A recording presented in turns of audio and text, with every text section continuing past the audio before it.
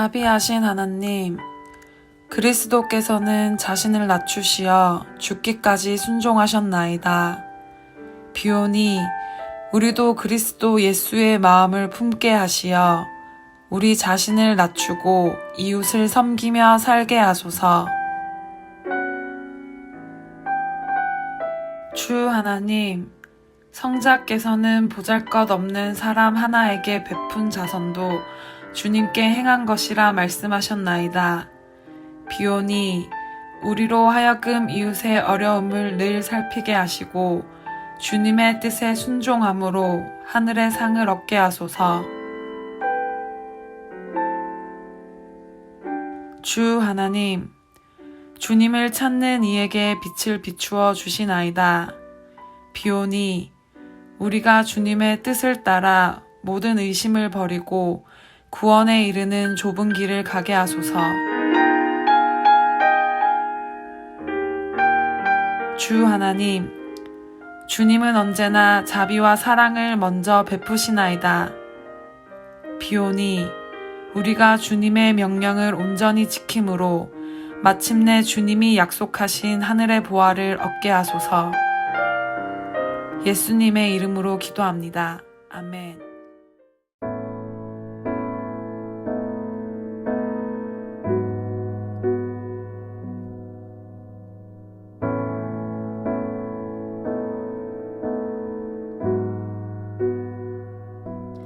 주께서 다스리네 내 삶을,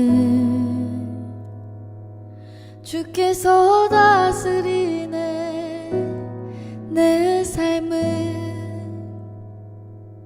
주께서 일하시네 지금도,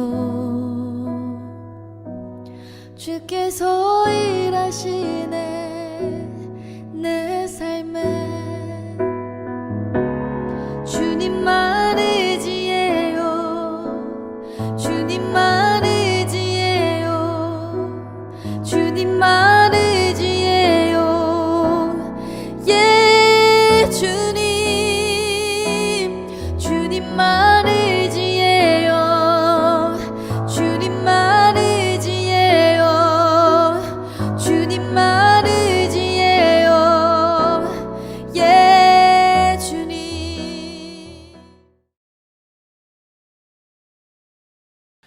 오늘날 예수님을 믿는 사람들을 부리는 호칭으로 가장 많이 쓰이는 단어는 무엇일까요?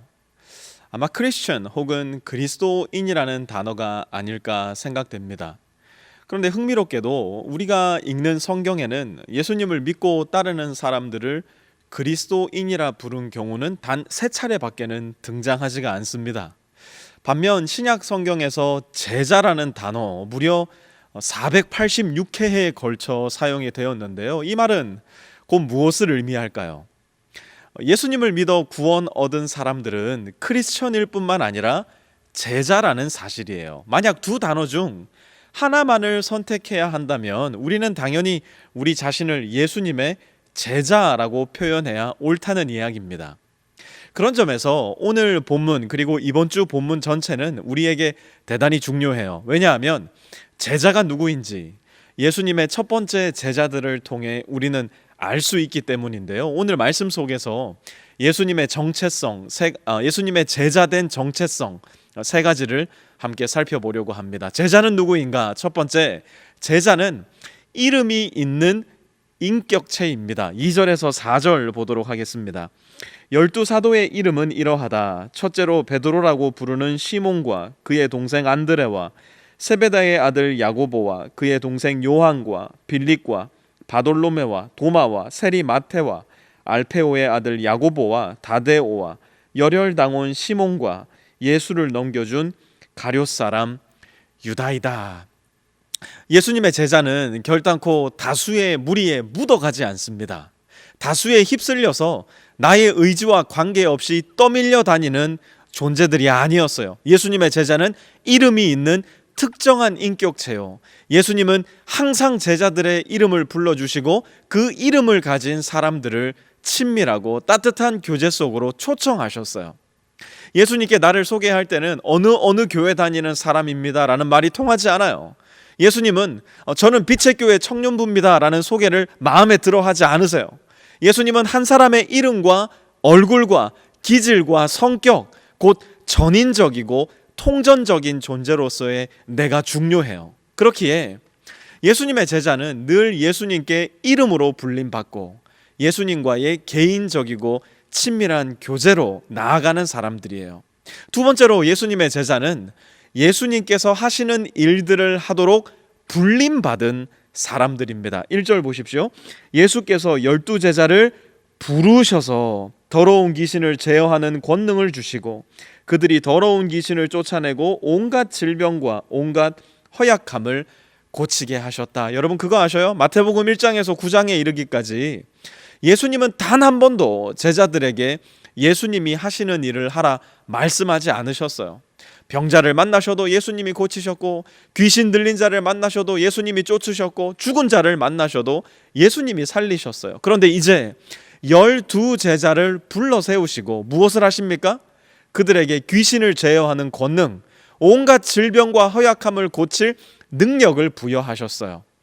갈릴리 어촌의 어부에 불과했던 사람들이 유대인들에게 죄인의 대명사로 불렸던 세리들이 칼을 차고 다니면서 과격 근본주의자였던 열혈당원이 예수님의 능력과 은혜와 사랑을 그들의 손에 들고 발로 뛰면서 예수님이 하셨던 일들을 하게 된 것이죠. 이것은 단순히 2000년 전 이스라엘 땅에서만 일어난 일이 아니에요.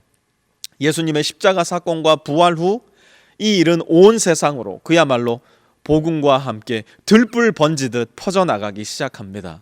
오늘 그 결과가 바로 오늘날 저와 여러분이며 오늘날 저와 여러분은 이 일의 바통을 이어받은 예수님께서 하시는 일들을 하도록 불림받은 제자들임을 기억해야 돼요. 세 번째로 예수님의 제자는 평범한 사람들이었어요. 우리 마음에 예수님의 첫 12제자들은 너무나 미화되어 기억되고 있는 것 같아요. 십자가에 거꾸로 못 박혀 죽은 베드로, 저 반모섬에서 마지막까지 복음을 전했던 사랑의 사도 요한, 최초의 순교자 야고보, 저 멀리 인도까지 선교를 가서 순교한 도마, 페르시아에서 톱에 썰려 죽임 당했다 알려지는 시몬, 온몸에 살가죽이 벗겨져 죽임을 당했다 전해지는 바돌로메 등 그야말로 예수님의 12제자는 천하무적 슈퍼 신앙을 가진 특별한 사람들로 기억되는 경우가 참 많은 것 같아요. 그런데요, 성경을 가만 보면 성경은 그들을 그렇게 묘사하지 않아요. 예수님을 3번 부인한 베드로, 예수님의 부활을 믿을 수 없었던 요한, 의심에 의심을 거듭했던 도마, 거기에 예수님을 은전 30개에 팔아버린 가룟 유다까지. 예수님의 제자는 그저 평범한 사람에 불과했어요. 그것은 오늘날도 마찬가지예요. 예수님의 제자는 대단히 거룩하고 그 누구도 넘볼 수 없는 경건함을 갖춘 특별한 사람들이 아니에요. 날마다 지극히 평범한 회사 생활을 하는 나, 삼시세끼 아이들 밥 챙기랴, 온라인 수업 돌보랴, 빨래하랴, 청소하랴, 티도 안 나는 살림을 하느라 성경 한 장 읽을 시간도 빠듯한 전업주부인 나, 매일매일 헉헉대며 겨우겨우 공부를 따라가느라 진이 다 빠져버린 듯한 느낌 속에 무기력함을 느끼는 학생인 나. 예수님은 그렇게 평범하디 평범한 나를 부르셔서 그분의 제자로 세우기를 원하세요. 그런 점에 있어 저를 필두로 우리 빛의 교회 모든 성도님들은 예수님의 제자가 될 수 있는 최적의 조건을 갖추고 있어요. 이름 있죠, 얼굴 있죠, 평범하죠. 거기에 우리에게는 하나님이 불러주셨다는 이 신비한 사실을 아주 조금씩 우리 마음속에 받아들일 만한 아주 작은 믿음의 씨앗들이 있어요. 그 작은 믿음의 씨앗을 소중하고 신중하게 보살펴서 군중 속에 파묻혀버린, 그래서 예수님이 도무지 알아보지도 못할 그런 크리스천 되지 마시고, 누구야? 가서 내가 할 일을 하여라. 우리의 얼굴을 보시고 눈을 마주치시고 이름으로 불러주시는 예수님의 제자들 다 되시기를 바라요. 이번 주는 특별히 오랫동안 나오지 못하신 우리 교회 예배당에서 이렇게 말씀을 전하게 되었습니다.